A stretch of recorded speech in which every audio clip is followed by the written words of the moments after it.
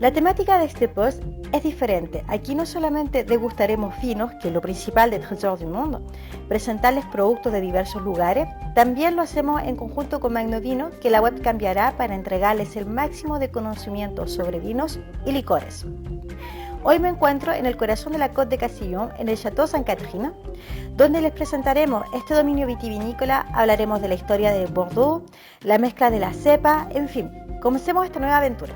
Lo que es muy simpático en esta zona vitivinícola es que las viñas han comenzado a pasar a la era de todo lo que es biológico y a todo lo que es vinos innovadores como los vinos sin sulfito. Aquí estamos con unos pioneros en lo que es el sin sulfito, que nos van a explicar el por qué comenzaron el tema de los vinos sin sulfito. Pourquoi vous avez commencé les vins sans sulfite? Depuis des années, on travaille à réduire les doses de sulfite et on a pensé que c'était une expérience intéressante de faire des vins sans sulfite pour garder le maximum de fruits. Et après, il y a des gens qui supportent mal le soufre et donc on n'a pas ajouté de soufre du tout et l'expérience est réussie. Et une aromatique différente à ce vin? L'explosion du fruit en fait. Les arômes sont beaucoup plus expressifs, ils sont moins cachés par le assiette. Parfait. Et combien de temps on peut garder la bouteille ouverte?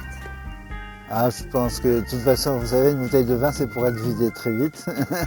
Donc, j'ai jamais poussé l'expérience, mais je pense qu'au bout de 2 heures, 3 heures, ça risque de perdre de ses tannes puisqu'il n'y a aucune protection contre l'air. Sé que lo que es interesante a saber con los vinos sin sulfitos son que son vinos que no les van a dar dolor de cabeza para la gente que sufre dolores de cabeza con el vino. Esto no lo van a tener con estos vinos. Segundo, son vinos que son mucho más digestivos. Son vinos jóvenes, lo que quiere decir que no tenemos que tener una cava con vinos 5 o 6 años porque estos uno los compra y están listos para tomar en el momento mismo. Maintenant, parle-moi, qu'est-ce que c'est les assemblages ici que vous travaillez? Et pourquoi vous faites des assemblages? Parce qu'en Amérique, ou comme dans des autres pays hispanophones, on parle beaucoup de monocépage. Mais je pense que la vision des assemblages, ce n'est pas encore bien établi dans leur tête. Oui, alors l'assemblage, c'est vraiment une particularité de Bordeaux. Et moi, je compare souvent le vin à de la cuisine et nous, on fait un plat par an à chaque vendange. Et l'assemblage, c'est d'allier des mets qui vont bien ensemble. On peut avoir des œufs de première qualité, du caviar.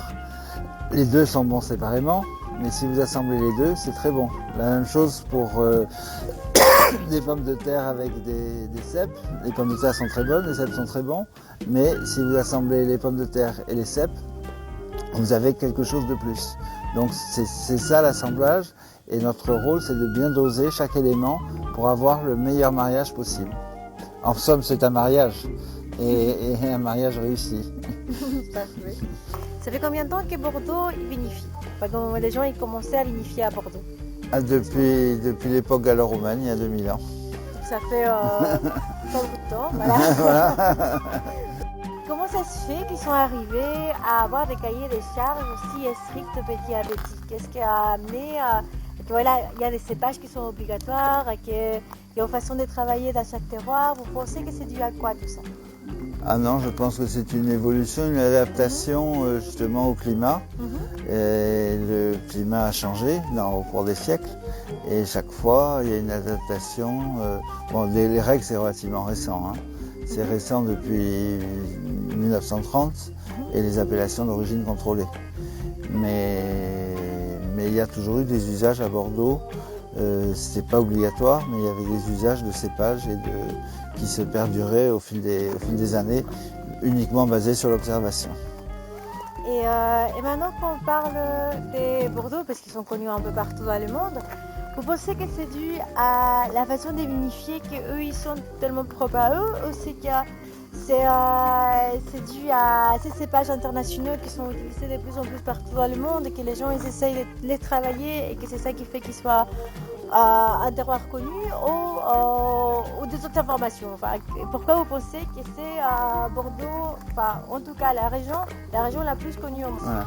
Alors je pense que justement l'antériorité du vignoble a compté, que Bordeaux au fil des siècles produisait des vins assez légers par rapport à d'autres régions Et comme on ne savait pas garder les vins, d'où le nom de clarette, qui est internationalement connu, puisqu'on buvait les vins entre les vendanges et Pâques de l'année suivante.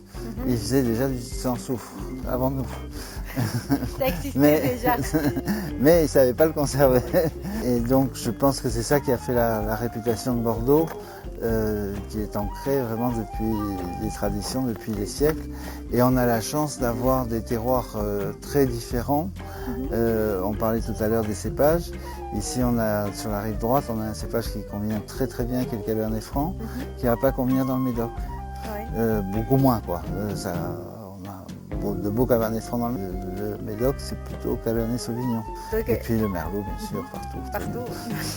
Vous pensez que c'est cette minéralité qui va se marier très bien avec le Cabernet Franc, parce que c'est très rocheux par ici, j'ai l'impression. Enfin, on voit qu'il est rose, mais le terroir est très calcaire. Le terroir est calcaire et argileux, donc il y a de la fraîcheur. Et cette fraîcheur, on va la retrouver dans les vins. Cette idée qui était nouvelle et innovante, qu'est-ce que vous pensez que les gens un peu partout dans le monde peuvent penser des vins sans sulfite? Parce qu'il y a plusieurs façons de faire le vin sans sulfite. La vôtre est très spéciale, très à vous. Enfin, à vous deux. Et donc, comment vous pensez que les gens pourront prendre cette nouvelle idée? Pour moi, c'est un nouveau produit, c'est des goûts qui changent en fait. C'est des vins différents par rapport à ce qu'on faisait jusqu'à présent. Donc, qui va toucher aussi une certaine clientèle qui sera un peu plus jeune, qui aime les vins beaucoup plus fruités, beaucoup moins sur l'alcool. Quand on parle de la vinification de ces vins, en quoi les vôtres sont différents? Chaque maître de chez a ses méthodes de vinification. Là, le vin sans sulfite, ça a été une méthode, ça a été un peu une découverte aussi. Ça a été une phase de test qui a bien marché. Après, on garde un peu notre secret. Qu'on ne va pas dévoiler, c'est pour ça qu'il faut acheter quelques bouteilles. Este dominio del Chateau San Catrina, con más de 56 hectáreas, ha logrado encontrar un equilibrio en lo que son sus plantaciones ecológicas y al mismo tiempo sus vinos sin sulfatos. Como pueden ver aquí, la modernidad en las técnicas de vinificación y al mismo tiempo la tradición vitivinícola de Burdeos están completamente de la mano, entregándonos lo mejor de su terroir. Joan Merlot es un empresario pionero en este tipo de productos tan específicos que son los vinos con un axa al medio ambiente y al mismo tiempo una necesidad tan dejada de lado que son la intolerancia a los sulfatos. En mi carrera como consultante en vinos he podido ver una gran aumentación de este problema. Quizá si una persona tiene una intolerancia de base, podríamos decir que quizás no sea tan grave. Esta persona puede tener solamente estornudos, picazones en el cuerpo, dolores de cabeza y de estómago. Pero si una persona que tiene asma puede tener problemas mucho más graves. Al respirar, minutos después de haber tomado un vino o un producto que contenga sulfato, esta persona media hora después tiene problemas graves de respiración. Claro está que la intolerancia a los sulfatos se está volviendo un asunto real de muchas personas y me alegra mucho poder presentarles una propiedad vitivinícola que presenta una solución a todas estas personas que sufren de este impedimento de poder beber vinos. Acompáñenme a la degustación de estos vinos. El blanco, el rosado, la claret y los tintos. Entonces estamos sobre un 2015, 2016 y 2017 que vamos a probar ahora con nuestro anfitrión. Entonces el blanco es tradicional que acá en Bordeaux uno trabaja lo que es el Sauvignon y el Semillon. ¿Por qué uno trabaja el Sauvignon y el Semillon? Pourquoi on travaille que ces cépages-là, dans les blancs? Alors je ne sais pas lesquels cépages sont autorisés, il y a d'autres cépages qui sont autorisés comme la muscadelle, mais ça ne va pas apporter grand-chose au vin, et en plus c'est un cépage qui est très difficile, parce qu'il faut le vendanger juste à point, et c'est très très difficile à cultiver. Non, le mariage Sémillon-Sauvignon est excellent parce que le Sauvignon va donner toute la vivacité, le fruit, la fraîcheur, et le Sémillon va donner un peu de gras, d'ampleur au vin, plus long en bouche, plus gras, plus onctueux. Il faut vous dire que David vinifie ses blancs de manière particulière, c'est-à-dire qu'il les vinifie à très basse température pour garder le plus de fruits possible, y compris du sémillon, ce qui ne se fait pas forcément, tout le monde ne fait pas comme ça, et il arrive à avoir, et vraiment l'assemblage, c'est ce que je disais tout à l'heure sur les assemblages, les sauvignons tout seuls sont très bons, les sémillons tout seuls sont très bons, mais le mariage des deux donne plus de complexité, plus de délicatesse dans les vins. Aquí lo que podemos tener con estos dos vinos que están juntos es un poco el aroma de Sauvignon, pero también tenemos la fruta exótica. Y aquí tenemos un poco de fruta de la pasión, un poco de piña, l'ananas ou la sulfure. Et tous ces fruits, c'est dû à la vinification que vous avez faite en terroir. Oui, le terroir, ça c'est très important, il ne faut pas oublier, on est à Bordeaux, donc la question de terroir est très importante. Et après la vinification qui suit. Et la qualité du raisin, parce qu'il faut le mener à bien, et avec des beaux fruits, c'est facile de faire du bon vin. Pourquoi vous mettrez ces blancs de Bordeaux? J'aurais tendance à vous dire avec tout. Avec tout? Parce que c'est vrai que ce côté frais, ce côté... Vous sentez la profondeur qu'il y a, la délicatesse. Mais c'est à la fois pas trop fort pour pas abîmer de la cuisine. Donc avec un poisson, on va bien sentir le goût du poisson, bien sentir le goût du vin. Ça peut être très bien apéritif. Ça peut très bon avec le fromage, parce que le gras du fromage va venir se marier avec le gras du vin. Voilà, c'est vrai que j'ai tendance à vous dire avec tout. Avec... Non, et même avec des fruits, des fois les gens... Même avec des fruits, oui. Maintenant c'est très fort la mode de rosé, je vois il y a de plus en plus de gens qui cherchent le rosé. Et est-ce que ça... Vous avez ressenti ça ici à Bordeaux? Une grosse demande sur le rosé. Oui. Le rosé sur ces cafés, en fait, c'est vraiment des parcelles qui sont sélectionnées. C'est des parcelles avec des rendements qui sont un peu plus forts pour avoir un côté plus fruité, moins alcoolé. Ces raisins sont ramassés, sont triés. On les presse directement. Il y a peu de macération. On essaye de conserver, de les abriter contre l'oxygène, de les protéger contre l'oxygène de l'oxydation. Et après on les vinifie toujours pareil, à très basse température pour garder le maximum de fruits, de gras. Et après on met notre touche un peu personnelle pour essayer de garder quelque chose de très fruité. David est comme les grands chefs, il ne vous dira pas tous ses secrets. Pas tout dire. Mais par contre, ce que j'aimerais savoir, c'est comment c'est possible que dans ces cépages pour lesquels on fait du vin rouge, on arrive à faire du vin rouge. Là, avec du merlot et du cabernet franc, on arrive à faire un vin beaucoup plus clair que c'est le rosé, si c'est des cépages avec lesquels on fait du rouge. Ouais. Comment vous m'expliquez ça? Alors, vous savez que la couleur qu'on va trouver dans le vin vient de la peau. La pulpe du raisin, si vous coupez un grain de raisin, la pulpe est blanche. Donc, pour le rouge, on va laisser macérer la pulpe dans le jus pour que justement la couleur soit extraite et d'autres choses soient extraites et donnent la couleur. Là, pour le rosé, ça va être le contraire parce qu'on ramasse le raisin qui est très mûr, donc ça va extraire très vite. Donc, on va se dépêcher d'aller au chai et presser immédiatement pour avoir le moins de couleur possible et le moins de matière qui viennent de la peau dans le vin. C'est pour ça que vous avez une couleur très légèrement rosée, mais qui est vraiment différente du rouge. Entonces, atención, el vino rosado no es una mezcla de vino blanco y vino tinto. Alors pour ce qu'on disait tout à l'heure sur les assemblages, si jamais on pourrait très bien obtenir cette même couleur avec du rouge et du blanc. Ce serait tout à fait...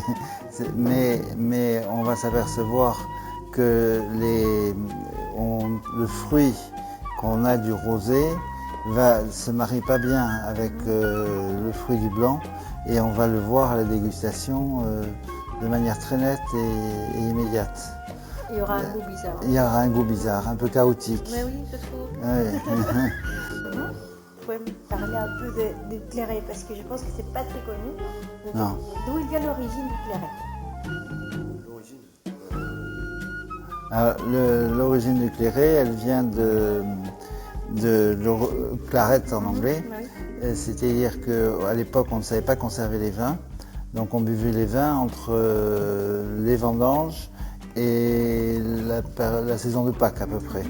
Parce que très vite, après, ça devenait du vinaigre. Ils faisaient du vin sans soufre, mais ils n'avaient pas les moyens d'observation et de maîtrise, par le froid notamment, que nous, on peut avoir. Donc, beaucoup de vins au monde, soit les Rioja, les Bourgognes, quand ça a juste 2 mois, c'est très très très dur. Et les Bordeaux étaient devenus populaires parce que justement, c'était des vins relativement légers. Alors, ils ne faisaient pas comme aujourd'hui on fait du rosé, mais ils pressaient au bout de 24 heures. Donc en ayant très peu d'extraction, on a quand même bien le goût du vin, mais il y a de la fraîcheur, il y a du gras, c'est ample.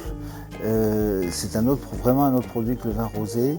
C'est un produit intermédiaire, très agréable à boire quand il fait chaud. Et par contre, on parlait du vin blanc. Bon, vin blanc avec c'est bon aussi avec une côte de bœuf. Mais un claret va être l'intermédiaire qui va vous permettre d'avoir à la fois un vin jeune, rafraîchissant et souple, qui va bien aller avec une viande. Donc en gros, on peut presque faire un repas en entier qu'avec des Bordeaux.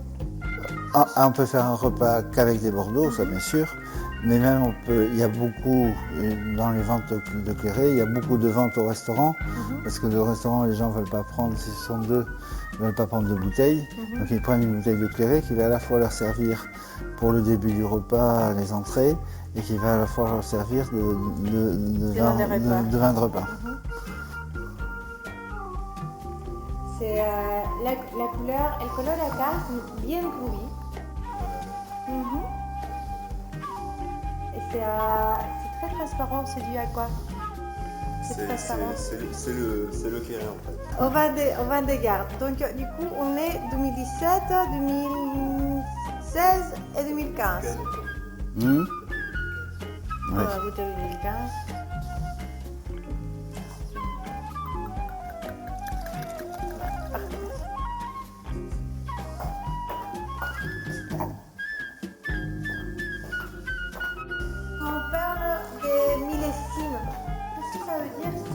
Des millésimes dans les Bordeaux, dans mon vin. Millésime.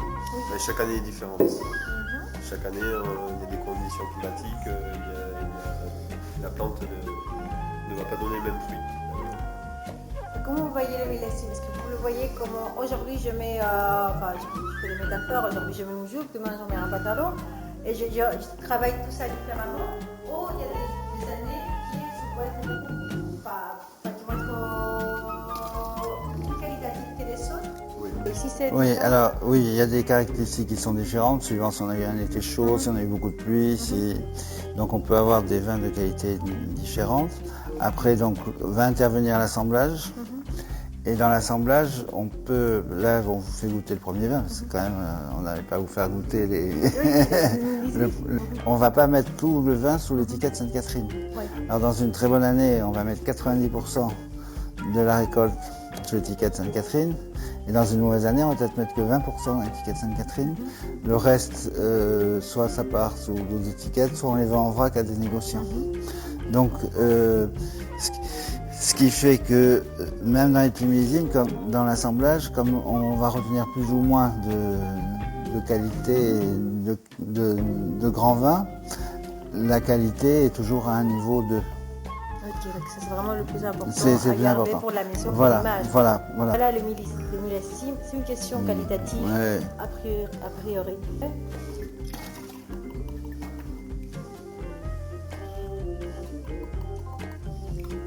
Merci. Désolé de vous faire travailler. Non, ne vous inquiétez pas, je suis habituée. Vous savez.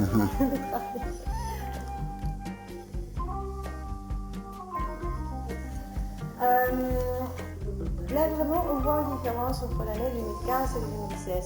L'année 2016, je trouve qu'elle est plus flatteronnée que l'année 2015. C'était dû à que l'année 2016 était différente pour vous à l'année 2015. C'est dû à quoi ça?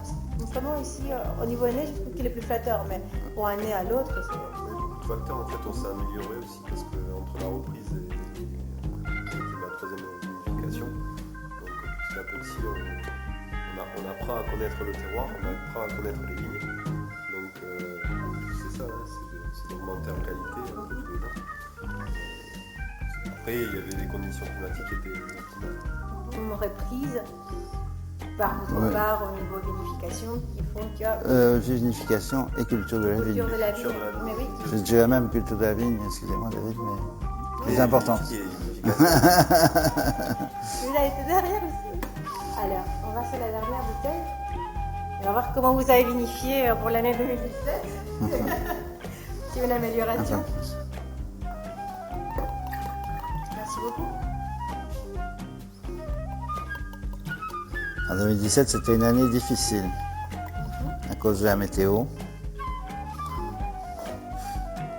Et quand c'est une année difficile, vous gardez 20% de vos bouteilles, pas des bouteilles. Oh non, on en a gardé plus. On en a gardé plus parce que par rapport aux conditions climatiques, aux difficultés qu'on a eues, en fait, on a quand même sorti quelque chose de bien. On a mis une bonne partie sous le nom de cette quatrième. Je trouve avec la dernière bouteille qu'on a goûtée, parce qu'il y a plus de mâches. Oui. Les tanins sont beaucoup plus forts à la dernière verre que le précédent. Ouais. Donc peut-être le laisser garder un petit peu en cave pour les gens qui ont envie d'investir, mettre ça en cave quelques années, de sortir après pour retrouver ces souplesses que j'ai trouvées l'année 2016. Enfin pour moi l'année 2016 elle est prête à boire. Là j'ai la mâche persiste. Mais en le laissant vieillir ou sinon en ouvrant la bouteille un petit peu à l'avance. Non mais c'est certain qu'on fait des vins de garde. Je suis sûr que dans 25 ans ils seront bons ces vins. Mais il ne faut pas les boire vraiment dans leur prime jeunesse. Vraiment quand ils sont jeunes, il faut acheter le vin sans soufre. Voilà, comme ça on a les deux marchés. Marché vin sans soufre et l'autre. Bien. Merci beaucoup en tout cas pour toutes vos explications. Là maintenant j'espère que les recettes soient claires, que l'histoire des terroirs soit claire, cépages, etc. Et voilà, vraiment merci de nous avoir accompagnés, de nous avoir montré vos vins, la façon dans laquelle vous travaillez. Et nos vemos pronto en un próximo capítulo con Magno Vino. Voilà, merci.